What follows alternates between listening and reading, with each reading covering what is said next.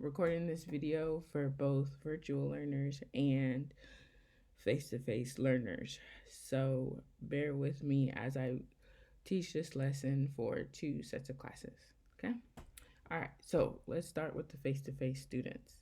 What you're going to do face-to-face students is, as always, you need folder, notebook, pen, okay? And open up your folder to the line paper that we put in your folder last week. If you don't have the paper, raise your hand and your teacher will give it to you. Other than that, I'm going to continue on.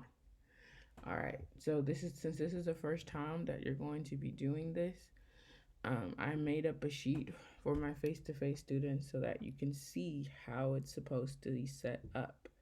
So if you look here, you can see how this paper is supposed to be set up. And if you're a teacher who is, and then you can't see it, so, but up top it says week 1 grammar and first name, last name, date, and period. Please, again, no nicknames, nothing like that. As it is written on the roster, make sure you have Monday, okay? Make sure that you've written down the sentence, which is the squirrel took the acorns to its nest. Again, if you're a teacher who's teaching this course, I would pause at this point and allow students to set up their paper, your face-to-face students. Virtual students, thank you for holding on with me. What you need to do is go to your Google Classroom, look for week 1 daily grammar practice. You need to click on this. Now, virtual students, you will do your daily practice each day until all the days are done and completed, okay? So you should see, which is blank here, I don't know why, but you should see 1 through 5 filled up, and you're only working on Monday. And what you're going to do, and what my face-to-face students are going to do as well, is label what they know. So this is an article, this is a noun, this is a verb, this is a noun. Okay, now if you know, like, this is a plural noun, or you know this is a past participle or anything fancy like that, by all means do that. Otherwise, no stress. Let's stick with the basics today. Okay? All right. Again, if you're a teacher, I would pause and allow your students to label their parts. Otherwise, because this is a video with limited time, I gotta push on. So let's continue on. So now that we've done our do now for the day, we're gonna move to our actual mini lesson. And today I want to talk about that writing has a process. And we're studying realistic fictional narratives, or stories. Narrative is another word for story. And when we write, we plan, we draft, we revise, we edit, and then we publish, okay? In that order. And we're going to, on your own today, you're going to read 7th Grade by Gary Soto. If you are a face-to-face student, your teacher's going to read this story out loud to you.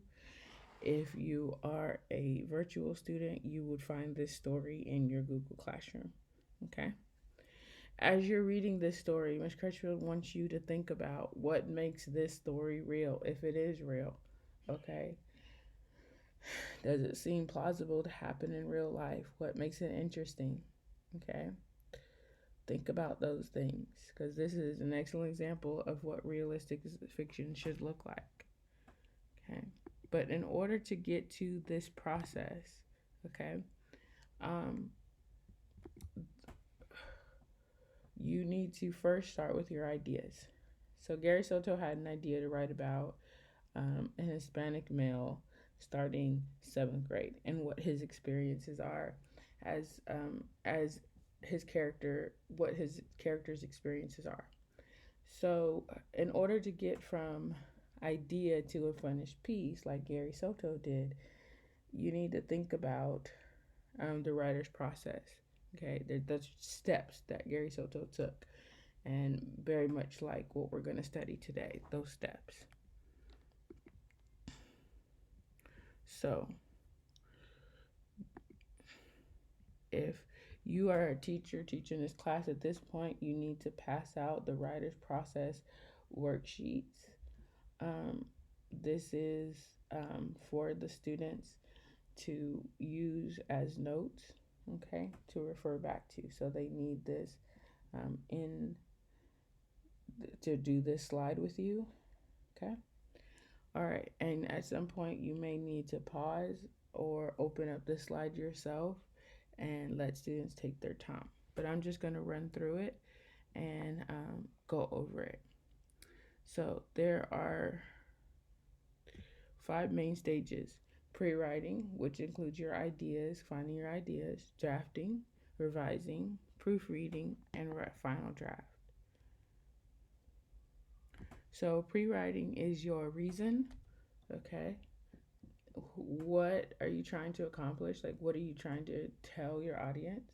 Then you got to think about, who is my audience, okay? Then you need to focus on the topic. So Gary Soto's 7th grade was obviously about the first day of 7th grade, okay? Then you need to brainstorm ideas. If I'm going to talk about the first day of 7th grade, what parts would be interesting to say about the first day of 7th grade and what would not be interesting, okay? Then once you have major ideas in the pre-writing accomplished, major parts and scenes written out, you're going to move on to drafting, okay? And this is where you're just really putting the information on the paper or typing it all out. You're just getting the flow of the story, just a quick write, okay? Even if they're not perfect. And if you get lost somewhere in this process of doing this quick write, you always have your pre-plan to go back and look over to make sure, okay, where am I going? How's the story going to end? Or how's the middle going to go? Okay. Sometimes students want to jump the pre-write and go straight to the drafting, and then they get lost in the middle, and they don't have a plan on where they were going to go. Okay, so you have to pre-write before you get here.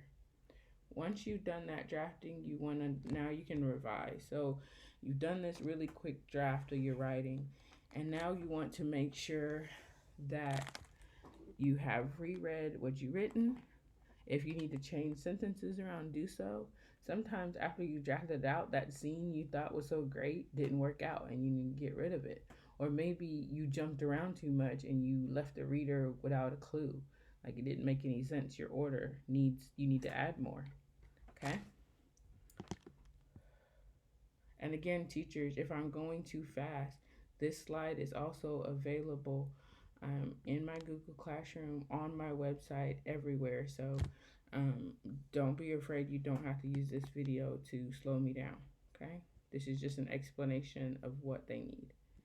All right, so the next thing is introducing proofreading, okay?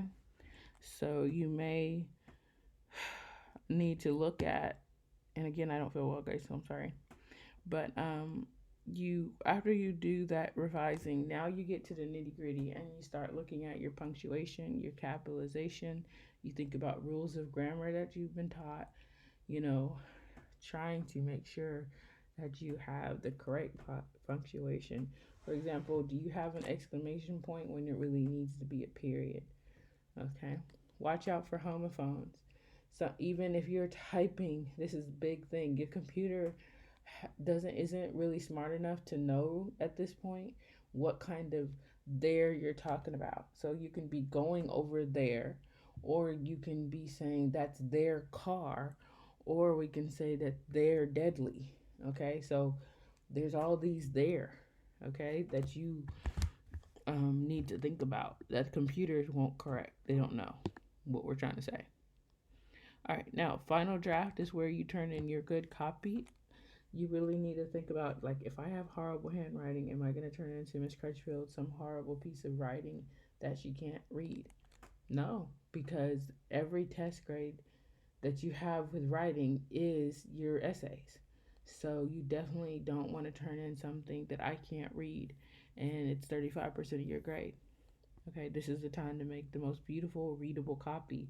So think about yourself.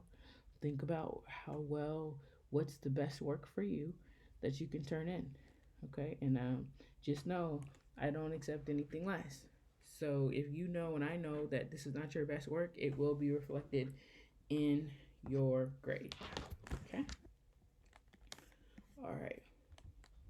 So, with all that being said, guys, for my online students, writer's process, the proof that you learned this is that you're going to do the brain pop video and quiz.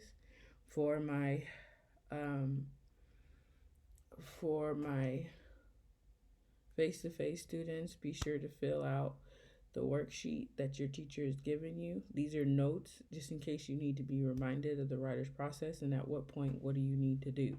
Okay. Um, Other than that, you should that is your independent work time, is to fill out that. Your teacher will take you slide by slide to fill that out. Um, Online students, again, the brain pop video, and that's it, guys. That's the lesson for the day. Thank you for bearing with me. Take care.